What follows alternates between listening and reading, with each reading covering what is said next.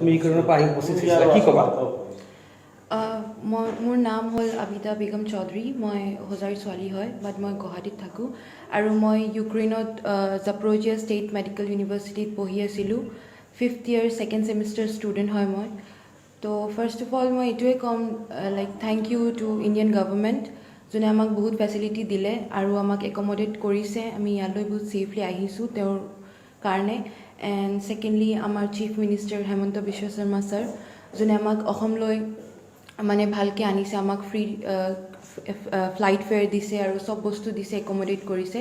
Thank you so' much for all this things, and thank you Indian government once again, and all the members working under Indian government, thanks a lot for supporting us and for bringing us and for helping us till this much.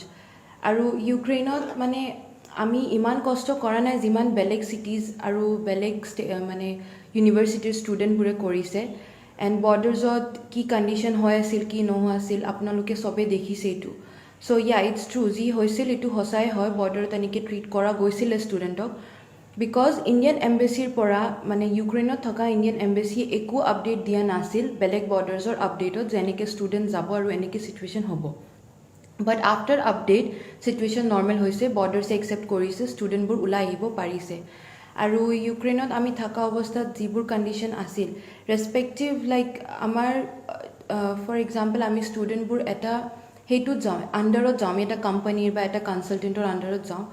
চ' ইহঁতে মানে এটা টাইমত মানে response দিয়া নাছিল আমাক। আমি just শুনিছোঁ যে ৱাৰ ষ্টাৰ্ট হ'ব। তো আমি ইহঁতৰ লগত কণ্টেক্ট কৰিছোঁ, দেন এভৰিবডি ৱাজ লাইক এইবোৰ এনেই মানে কথা উৰি আছে, এনেকৈ একো নহয়, যেতিয়া হ'ব আমি চাই ল'ম, আমি কৰি ল'ম।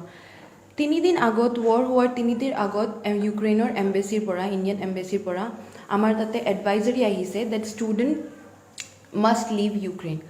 চ' একৰ্ডিং টু ডেট চবে ফ্লাইট শ্বিডিউল কৰিলে। So' first flight evacuation flight যেতিয়া মানে ডিপৰ্ট হ'ল, ইউক্ৰেইনৰ পৰা আহিল, তাৰ পিছতহে ৱাৰটো হ'ল। তো এতিয়া যে আমাক কুৱেশ্যন সুধিলে, আমি যেতিয়া ইউক্ৰেইনত আছিলোঁ চব ষ্টুডেণ্টবোৰ তাতে ষ্টাক, যে তোমালোক আগতে কিয় নাহিলা, কোৱা হৈছিল সেইটো। ছাৰ মই এইটো ক'ম যে আমাক কনফাৰ্মেশ্যন একো দিয়া নাছিলে, বিকজ ইউক্ৰেইনত আমাৰ অফলাইন ক্লাছেছ চলি আছিলে, চব নৰ্মেল আছিলে। এডভাইজাৰীক সোধাত আমাক এইটোৱে ৰেচপন্স আহিছে যে হু wants to go' can leave the country and you can stay. So' যদি কিবা ছিৰিয়াছ আছিল, দেন আই থিংক এইটো এটা ইণ্ডিয়ান এম্বেচিৰ ৰেচপন্সিবিলিটি আছিল আমাক ইনফৰ্ম কৰা, ডেট কনফাৰ্ম মেছেজ এটা দিয়া যে student must leave the country. এটা ষ্টেটমেণ্টৰ মানে there are 2 statements. One is like if you want you can stay, and one is like if you must leave. These two are two difference. When you say you can leave, you can stay in the country, or if you want you can go, it's like casual, mane eku hobo pare no hobo pare. But when you say you must leave the country, that means Indian embassy is giving us confirmation that student tumaloke gusi joa because tumalokor karone country to safe na hoy. After all this, then telling us that মানে আমি তো কৰি আছোঁ নহয়, ঠিক আছে তেওঁলোকে কৰিছে, বাট লেট। ইয়াৰ আগত ষ্টুডেণ্টবোৰে বহুত চাফাৰ কৰিছে। আমি যেতিয়া বৰ্ডাৰ্ছলৈ গৈছোঁ, মই কৰা নাই, বাট মোৰ কালিগছবোৰ আছে, ইহঁতে চাফাৰ কৰিছে। বেলেগ ষ্টেটৰ তোমাৰ ষ্টুডেণ্টছবোৰে চাফাৰ কৰিছে, পলেণ্ড বৰ্ডাৰ এণ্ড তোমাৰ কি কয় ৰোমেনিয়া বৰ্ডাৰত। বাট শ্ল'লি যেতিয়া ইউক্ৰেইনৰ পৰা ইণ্ডিয়ান এম্বেচি ইহঁতক ৰিপৰ্ট দিছে যে এনেকৈ ষ্টুডেণ্ট যাব, তোমালোকে যাব দিবা। এণ্ড ইণ্ডিয়াৰ পৰা যেতিয়া তোমাৰ একচেপ্টেঞ্চ আহিছে, লাইক ইণ্ডিয়াৰ পৰা চাম চিফ মিনিষ্টাৰ্ছ বৰ্ডাৰ্ছত আছিলে, চ' ইহঁতে মানে যেতিয়া তোমাক ৱেলকাম কৰিছে, তেতিয়াহে আমাক যাবলৈ দিছে।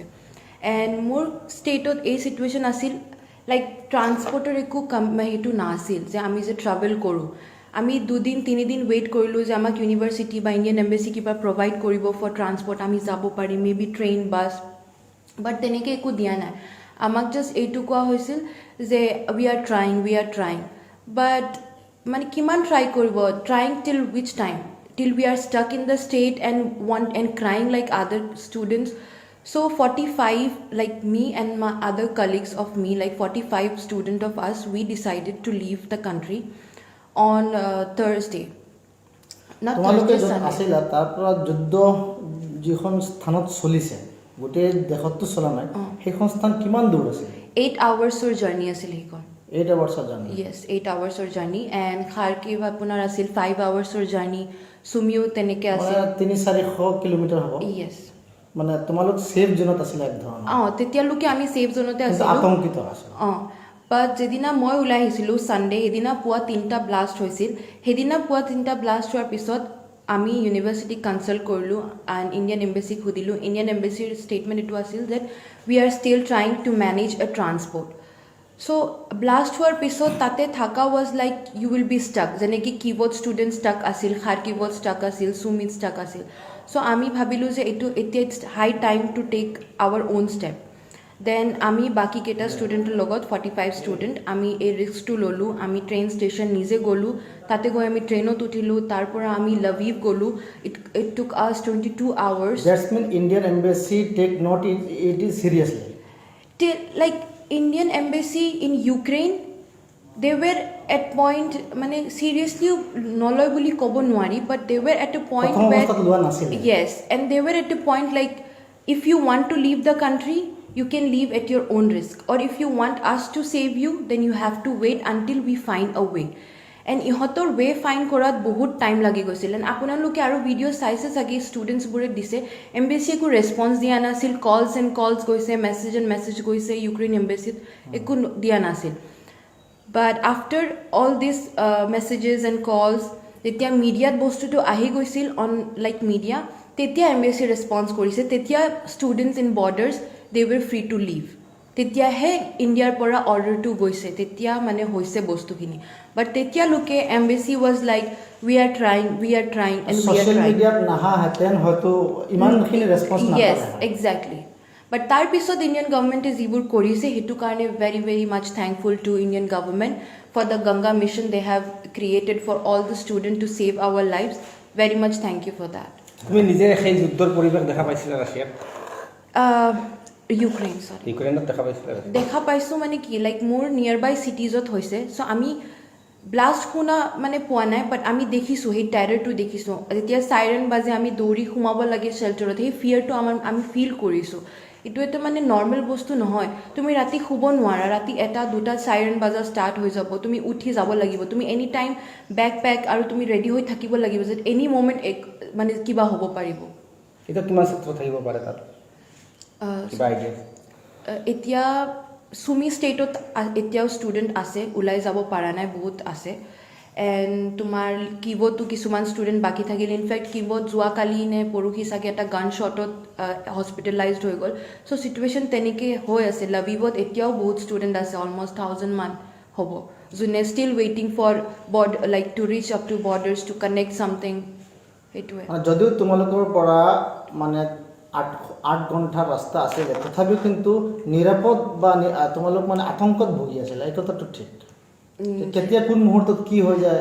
য়েছ বিকজ আমি এটা এম্বেচিৰ আণ্ডাৰত আছিলোঁ চ' আমি ইহঁতৰ ৰেছপন্সৰ ৱেইট কৰি আছিলোঁ এতিয়া ভাবি লওক আমি যদি ইহঁতৰ আণ্ডাৰত মানে ইহঁতৰ ৰেছপন্স নোলোৱাকৈ আমি যদি ওলাই গুচি যাওঁ বাই চান্স মিড ৱেত যদি কিবা হৈ যায় তেতিয়া আমি হৈ যাম blamed we will be the one on আমাৰ ৰেছপন্সত বাট এতিয়া চিটুৱেশ্যন এনেকৈ আহিল যে এম্বেচিও মানে একো ৰেছপন্স দিব পৰা নাই এম্বেচিৰ ষ্টেটমেণ্ট এইটোও আছিল কিছুমান ষ্টুডেণ্টক কৈছে এম্বেচি নিজে that do as you like if you want you go' at your own risk so' that means কি এম্বেচি ইজ হেল্পলেছ এতিয়া আমি নিজক হেল্প কৰিব লাগিব ইন দেট চিনেৰিঅ' আমি নিজে নিজক হেল্প কৰিছোঁ ওলাই আহিছোঁ বৰ্ডাৰ ক্ৰছ কৰিলোঁ এণ্ড এতিয়া ঘৰত আছোঁ বৰ্ডাৰ ক্ৰছটো নিজে নিজে কৰিছা য়েছ আমি নিজে বৰ্ডাৰ ক্ৰছ কৰিছোঁ কিমানজন আছিলে আমি 45 পিপল একেলগে আছিলোঁ যেতিয়া আমি বৰ্ডাৰ ক্ৰছ কৰিছোঁ বৰ্ডাৰ ক্ৰছ কৰাৰ পিছত অলমষ্ট 200 ষ্টুডেণ্টক আমি আৰু লগ পালোঁ এণ্ড বৰ্ডাৰ ক্ৰছ কৰি তোমালোক কোনটো আমি হাংগাৰী বৰ্ডাৰ ক্ৰছ কৰিলোঁ